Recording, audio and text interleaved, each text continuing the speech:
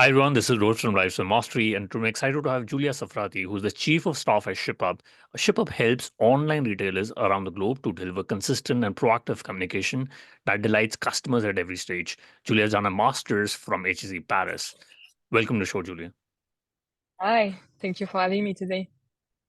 Awesome. So, great to have you on the podcast. I think I've done close to around 360 episodes, but I haven't met a lot of my guests in person. But you are an exception because we met at Pavilion, and it was, great to speak with you a couple of times. But before we talk about, your experience, what got you into this crazy world of startups? What, sorry? What got you into this crazy world of startups? Yeah, that's an interesting question. Actually, I was not really destined to end up in the world of startup at all. I Yeah. started studying international relations. I studied at Sciences Po in France, and after I continued my study at Georgetown in the US. I was really Mm, fascinated by economics, sociology, politics, and I had amazing teacher there. I studied mostly technology and international sciences. So the nice. impact of flow on technology. And what happened actually, it was really funny. I wanted to continue and to go to Cape Town in South Africa to do an internship there Oh, nice. in social innovation. Yeah. But few weeks before, the manager told me that he had to leave, so I could not go there. Uh, So quite tricky situation. I decided to apply everywhere, and I don't know for which reason I got accepted to a small startup in London. And at the time, the name was Discoit, and it was actually financed by Rocket Internet. okay. And so I entered in the kind of startup role like that, and it was fascinating because I knew nothing about startup, like Mm, really nothing. And the difference with the kind of political world was really huge. yeah. So, so yes, it all started like that. And after, I think I got the kind of passion for the startup world, and I just keep going in this field. Interesting. And you also went to HEC Paris. I think it's one of the top P schools in the world and in Europe. But how was your experience there? I think you went there during the COVID time. So did I at a B school here in the UK. But how was the entire experience for you there? Yeah, no, you're right. I was during the COVID. That was quite tricky. It was not at all planned. So first of all, why did I decide to go to HEC? So when I was studying at Sciences Po, I had to finish my bachelor at Sciences Po in international relations. And there I decided, my brother started this amazing community of tech mentors in the UK during COVID to really help people who wanted to break into the tech world or find a job in tech to find mentors. And I Okay. helped him create this amazing community of more than 3,000 mentors, Montessori's, and 300 mentors. And so I was really driven by that, this kind of tech community, very engaging. And so at the end of Sciences Po, I was like, okay, I want to continue in this field, but I want to have this kind of business background. And so when I was looking for different schools, I didn't really find this kind of entrepreneurship, innovation kind of master that can complement my international relation background. And I find this master at HEC that's for me is not really a master. I think it's more an entrepreneurship like accelerator, incubator, Mm, because everything is about practice. yeah. So you have to start a company in 1 month. You have to pitch at the end of the first month. The second mission is about scaling a company in 1 month also. So I help a French company scale with a group of people. You have a third mission. It's about restructuring a company that is a very difficult situation. So all of your master is about really practicing how you will start a company in the future. Mm, Um, and the second part of the master that is key, I think, is the people you meet. It's yeah. quite fascinating because you have people who start companies after. Like I have friends from Carmen who just raised 100 million in debt this month. You have people who start restaurants, Yeah. and just this kind of whole community that you meet, and all the kind of events you can also organize. For instance, we organize a 3 days bootcamp for women founders with amazing people like the ex-CEO of Sista, people from Catalyst, that is an international organization for women. So it's really about practice, opportunities, and people, I would say. Yeah, and very interesting. And yeah, after HEC, you went to Frog as a consultant, which is a consulting company. And I've always been fascinated by consultants. When I was at OU Rooms, I was reporting a lot of McKinsey consultants, and when I started working with them, I realized that they're very strategic, and they understand how do you scale up operations, especially in the Middle East and India. You'll find a lot of consultants becoming like the CEOs of a company, right? And we'll talk about Shipup, but what was your experience at Frog, and what did you learn there? Yeah, it's an interesting question. I think that it's quite hard, the transition from the consulting world to the startup world. It's very different. In the consulting world, you you need to have the capacity to go from one subject to another, from one industry to another. So for instance, I work in life insurance, e-trading platform, aerospace, so super different. But the three things I think I learned that I apply today, the first thing is to have really this kind of macro picture perspective on things. So for instance, you have to be able to go from one subject to another. So now I'm launching kind of a new service, new project for the company. And you have to be able to talk to and to synthesize insights from at the same time prospect, clients, partners, and to be able to draw lines between different departments and to keep this kind of macro picture all the time and to not be always in the operational stuff and be able to take a step back to really analyze your business from this angle. That's the first thing I learned really in consulting. The second point, I think it's a huge emphasis on production. You have very, very short delay. So when your clients tell you in 2 days you have to understand this market, 1 week, you are, I would say, trained to go very fast at structuring information. So because you do deck all the time, you have to structure your deck, you have to structure. The kind of thing that can be kind of tricky when you transition to startup is you have to sometimes not structure everything. So you have to deconstruct information. So it's the reason why sometimes too much structure can also prevent you from just execution. But it helped me a lot in my job now just to structure projects. When we launch as a CEO, with a CEO, a lot of projects like pricing, for instance, we decided to do the pricing again. You have to structure the project. You have to ensure you have the right person and for the right mission. And after you have to launch. And the last thing I think is the really kind of beginner mindset.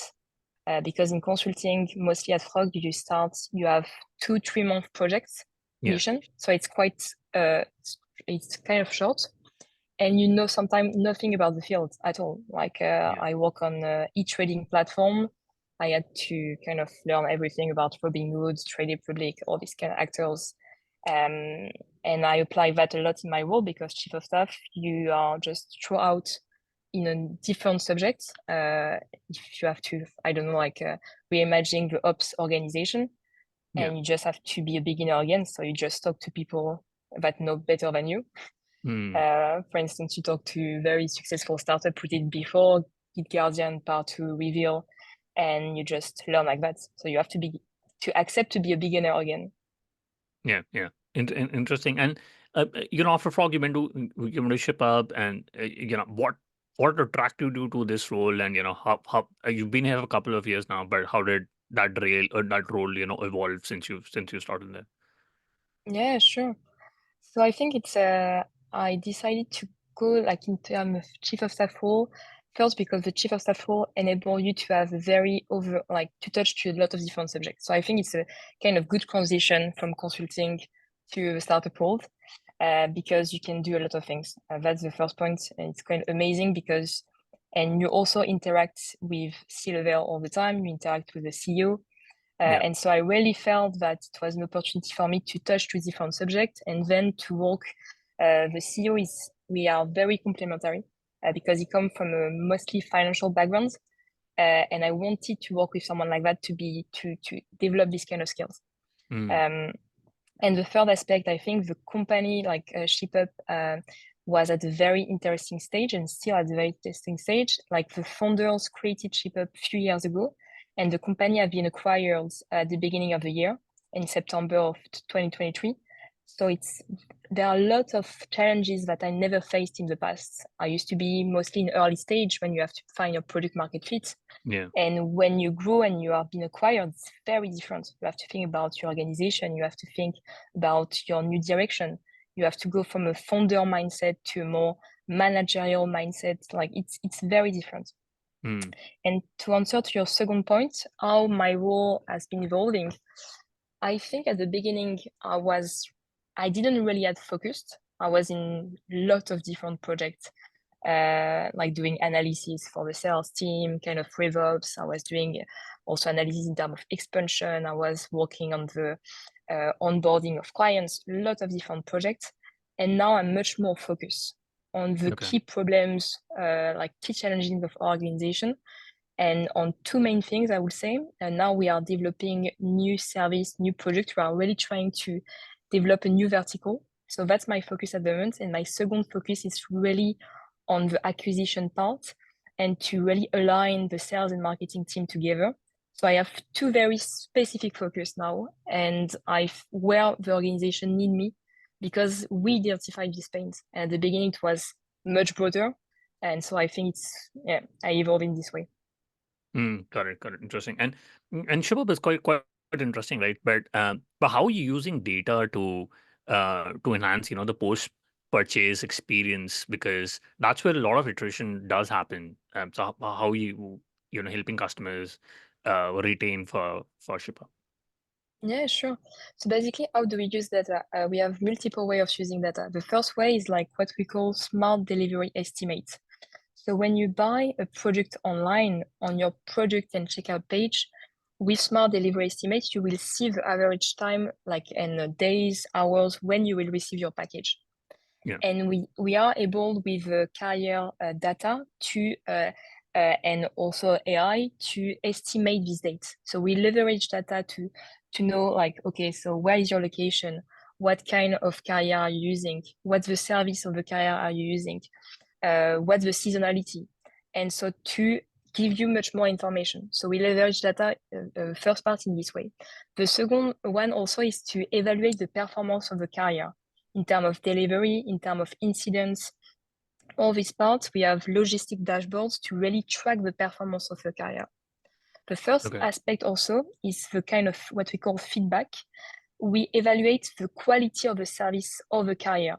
And how do we evaluate that? By sending kind of feedback survey to the end clients and to have an NPS of the carrier as a whole. And also the last point, how we use data is also just to identify the more recurring problems in terms of for the carriers, once again with feedback. And after we collect data in three ways through FTP, API, and webhooks overall.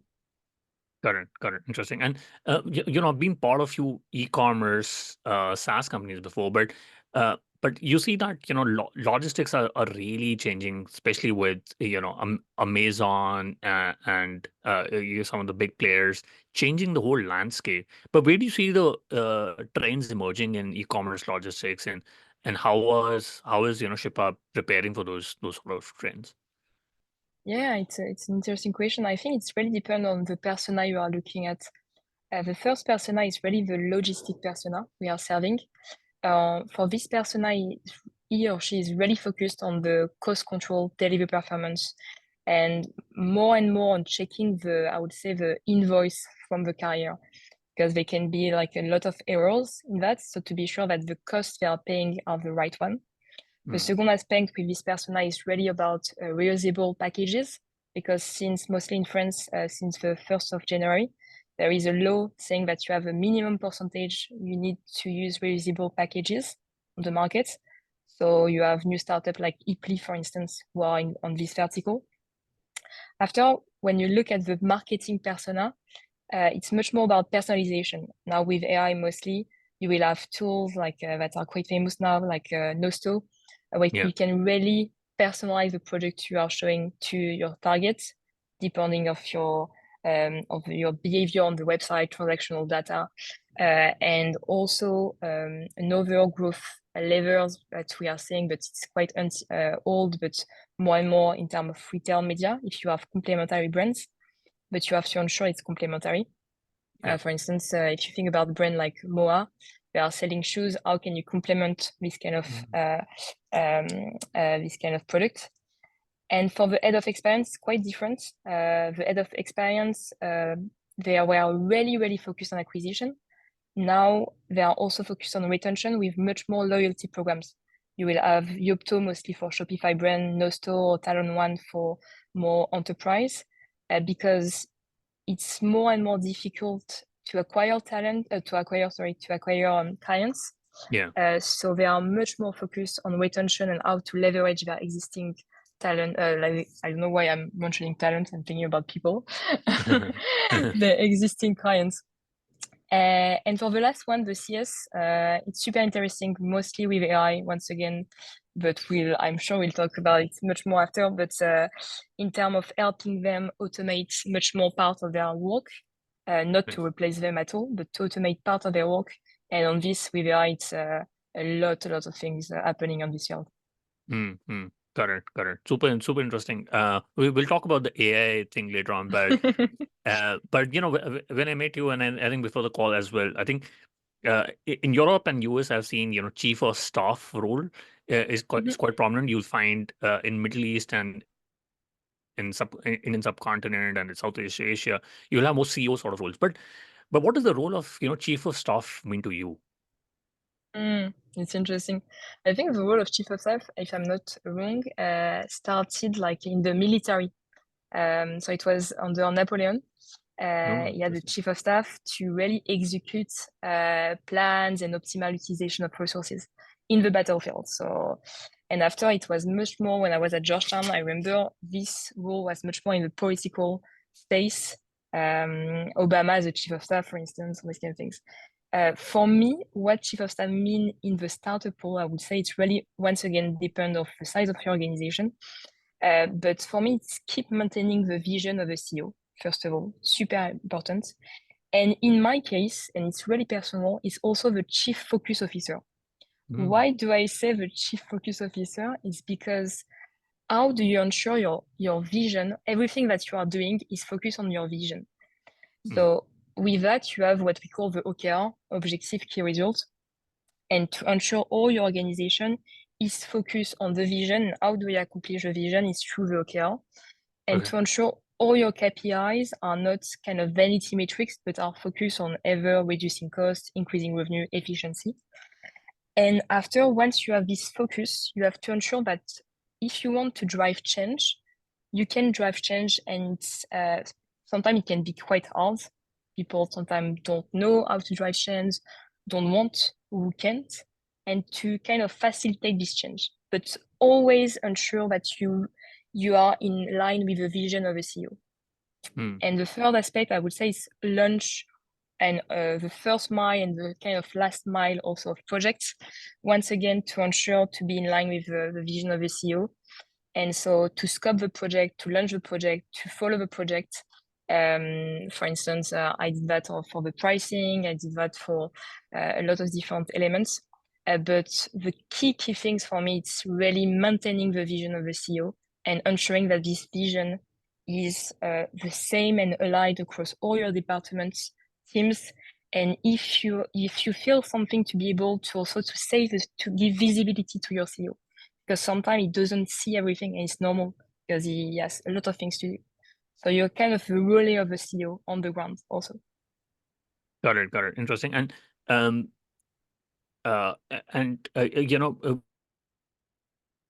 call about people who have lesser sort of experience would look at serious roles, but how would you advise founders on whether they need a chief of staff? Like I worked in a couple of startups which are much bigger. I joined OU rooms when we had raised Series A, but we were raising $100 million every 3 months, and we had a CEO, right? But how would you advise founders who have raised seed or Series A and they're looking to expand? When should they look at hiring, whether they need a chief of staff or not? Yeah, it's an interesting question. I think you have to look at your organization, first of all, the number of employees, the stage of your organization, to be very clear about the challenge of your organization at which stage, and also to look at yourself as a CEO. Like for me, a CEO, he has three main missions.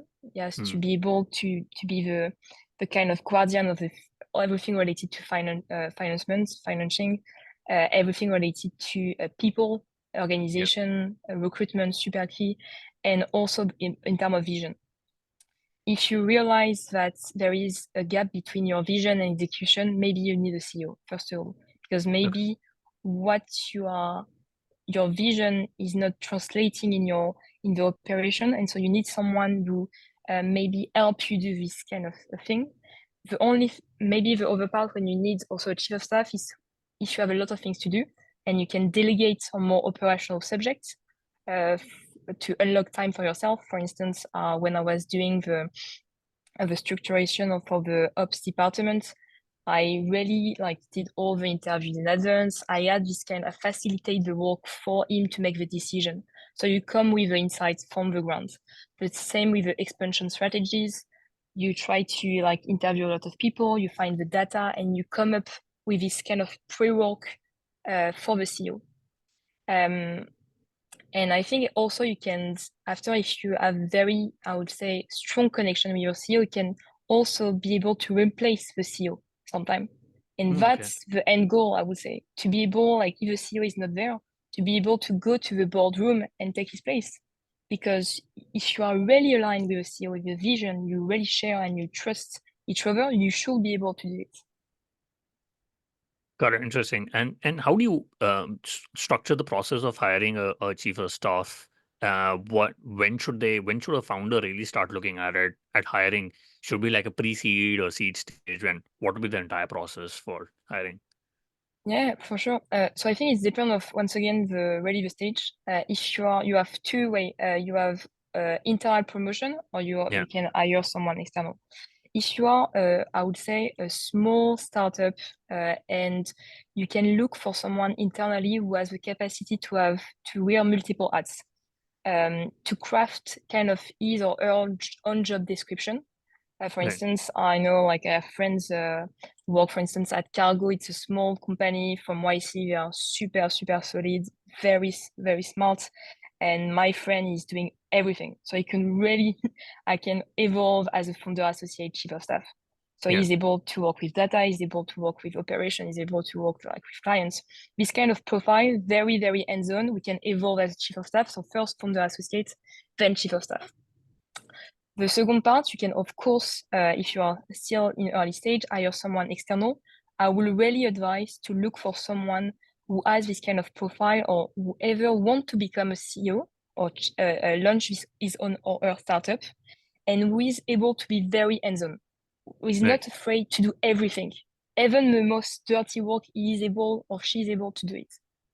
After, if you are a little bit bigger company, I would say that you can, of course, promote someone internally.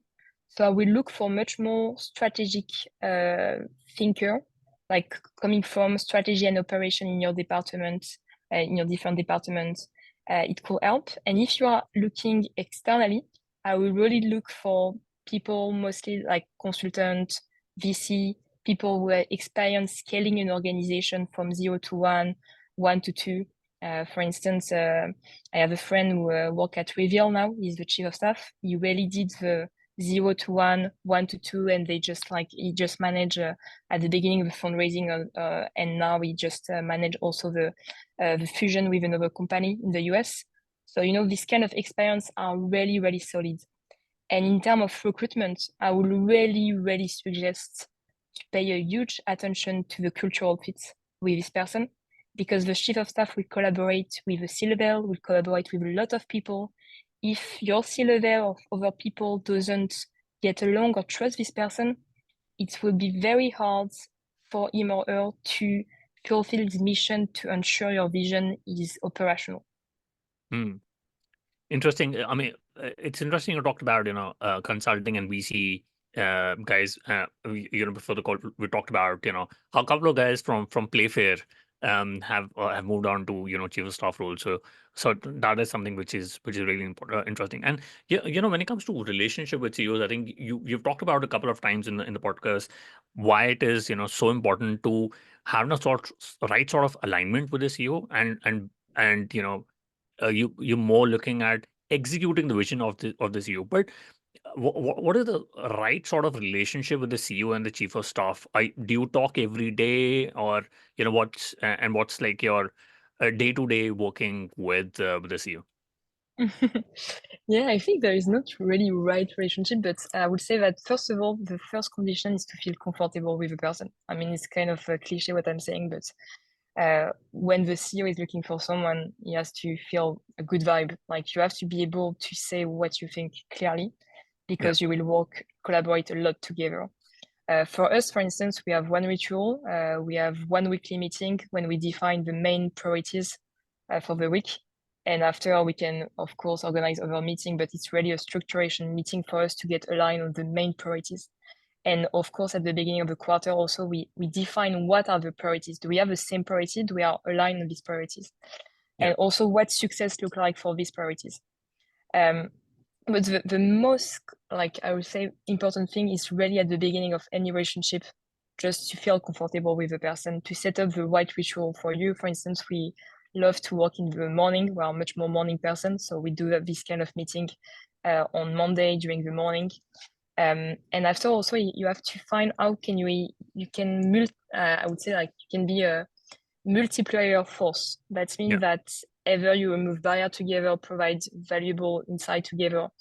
But clearly you have to find this alignment, and it all comes from being comfortable with each other and being able to trust each other. And I think the success of you can see if it's a good relationship, I would say, in the level of independence a chief of staff have. The Hmm. more independent you are on different projects on your scope, the more you can feel that there is this kind of trust relationship going on.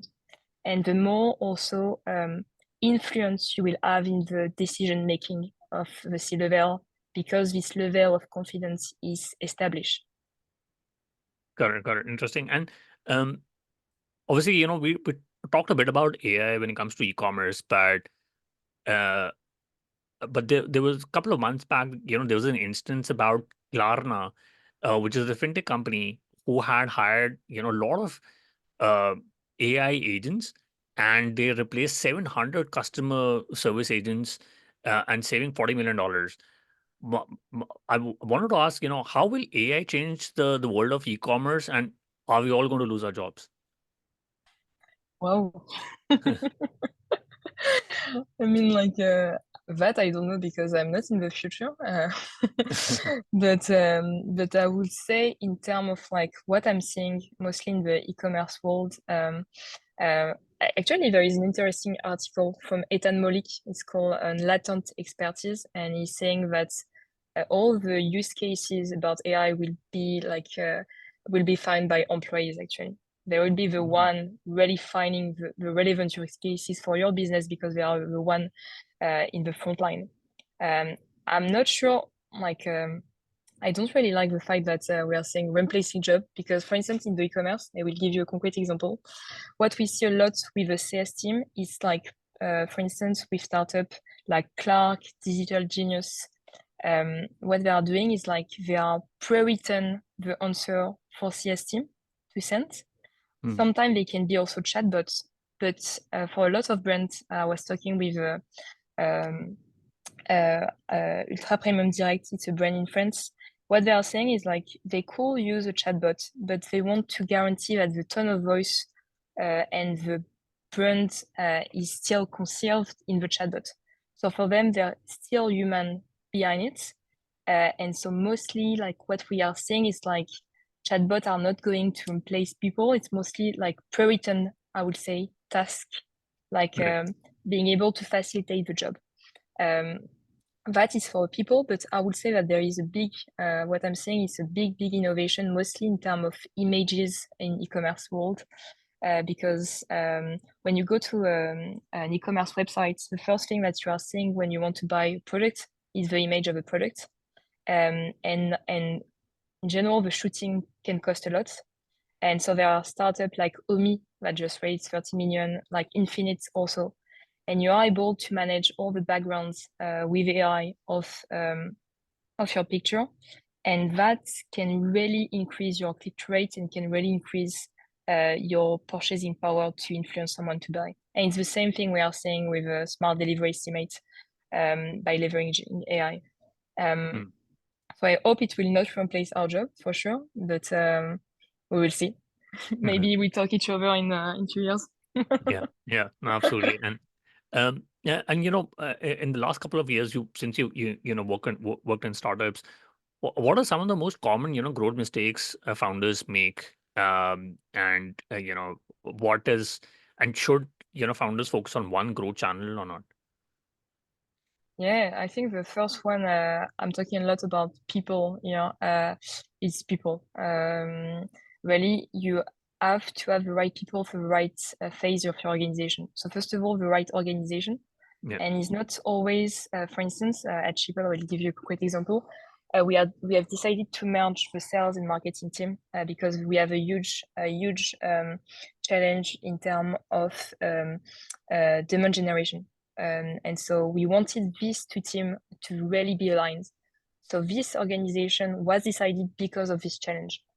And I think you have to ensure to have in your team what I call looking for energizer. That's mean people who are not afraid of change, even if you can change direction or if you are launching a new product, launching a new service. You have to have this kind of people who are ready to go and to not be afraid. And that's super rare because we focus a lot, I would say, like when you recruit people on the skills, but energizer is really this kind of people who will like influence over people, will always be ready and to go for it. And also, I would say it's like to be really, really cautious about the employees you are hiring. I know that, for instance, I was really impressed to see, like, I think I was listening to a podcast the other day, and the CEO of Workday, for instance, he was involved in the first 500 recruitments in his yeah, company. nice. 500, like, it's completely crazy.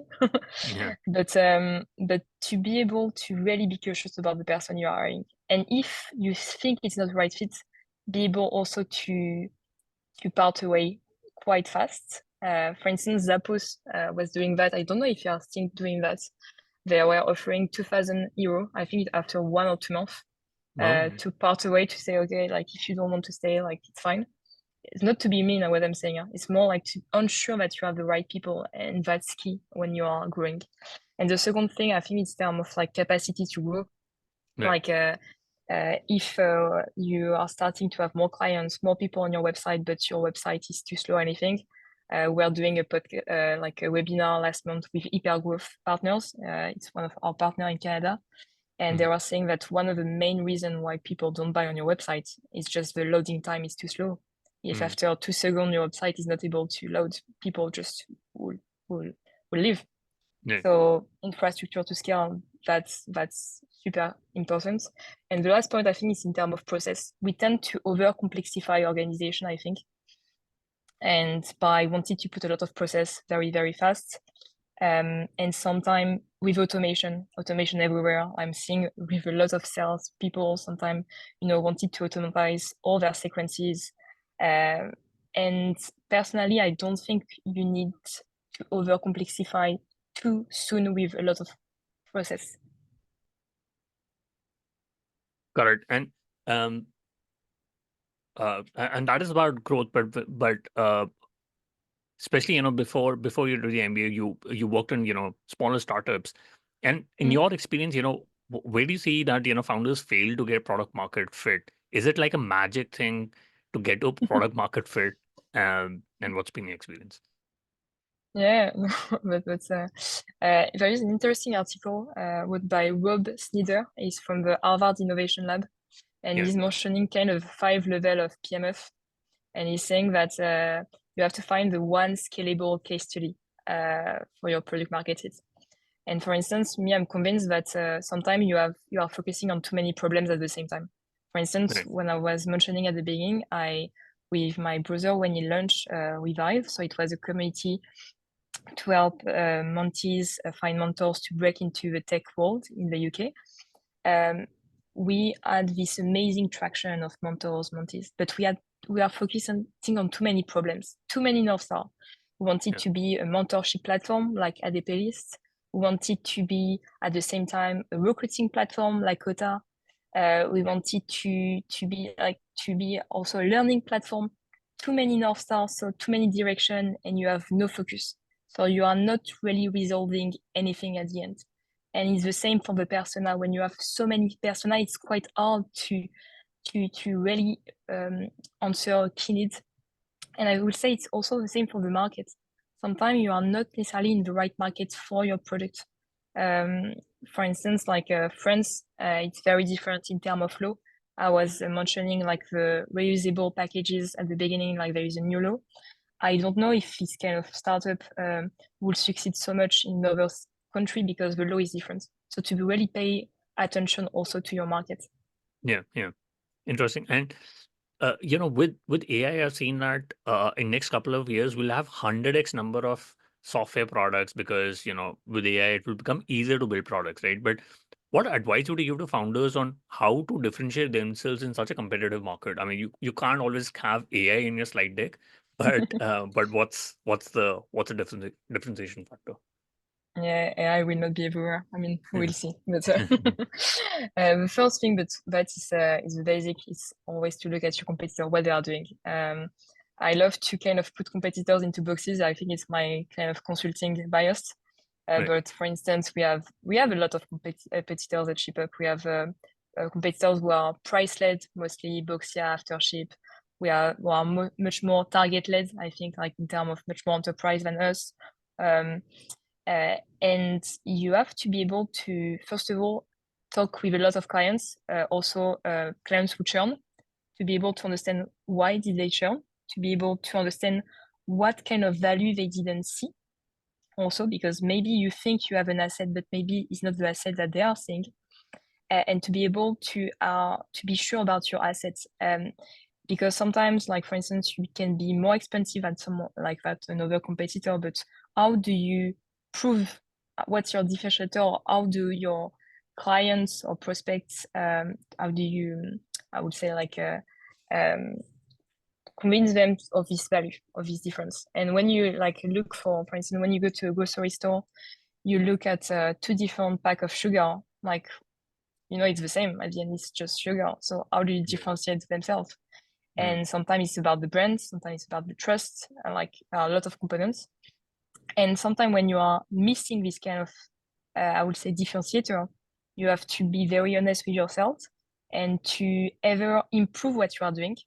So to improve in your vertical. For instance, us, we have the chance to be very good in what we're doing in terms of track and trace, but we can go one step further in the vertical by being more expert. Or we can also, what I'm exploring at the moment, go in different direction to add new verticals.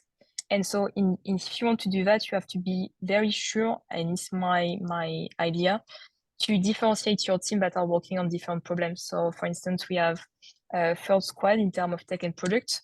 And I think that's my conviction once again, that we should differentiate our team. So our 1 or 2 squads in what our core products, and the new squads on this kind of new vertical, to be sure that this new squad is much more driven by innovation, and the other squads are much more driven by improving our core product, what we are already doing right. To be able to always ensure that we are on track with the competition and do better than the competition. Got it. And I quickly want to do the top 3. What's your favorite business book? Yeah, sure. My favorite business book is The Loudest Duck. So it's not really a business book, actually. It's about kind of the gender, like diversity in the workplace. And what part that really struck me the most was the part about feedback. So in the book, the author is asking the question like to someone, how did you understand my feedback? And you see 2 complete different answers from men to women. And so I remember when I was working in consulting, I was working with an intern at some point, and I asked her the exact question. So I was like, what did you understand from my feedback? And I realized that the feedback I gave and what she understood was very different. and she was just underlining I need to improve on this point. I need to improve on this one. And I was like, okay, but what did you understand from the good part? Like, I say a lot of good things, like, and so this book and just asking the question, what did you understand from that feedback? Like, and sometimes you can really see this gap between two people. Correct. Absolutely, we'll put that in the show notes. And if you could go back in time when you started working at Shipup, or you started working in startups, what is the one thing you would have focused on or done anything differently? I think it's focus. I think the capacity to say no is super hard. Yeah, So you have to focus on the most strategic problem you have in your organization, and to be able to really identify super quickly your key focus and where you can act with your skills. correct. And chief focus officer. Yeah, absolutely. uh, and what's your favorite online tools? Example, Gmail, Slack, Zoom. I think it's user-led, so I will promote my brother. This company is amazing. They started 2 years ago now. They have amazing clients. What they are doing actually is in the ABM space. Right. So being able to tailor specific landing pages for one-to-one or one-to-many, and to be able to convince these key accounts and to increase your open rate with AI. And so what they are doing is amazing. I really recommend everyone to go to user-led. I promote my brother. He's the best. I'm kidding. No, absolutely. We'll put down show notes. And yeah, Julia, what is the best way people can reach out to you and know more about Shipup? Yeah, sure. So you can reach out to me on LinkedIn, definitely. And on Shipup, you can go on the website directly. And we are organizing different webinars during the year. So feel free to go reach out to me or the CEO directly. Always here to help and to answer any questions. Yeah, no, absolutely. We'll put that in the show notes. Julia, thank you so much for taking our time and speaking to us. I really enjoyed my conversation with you. Thank you so much. Thank you.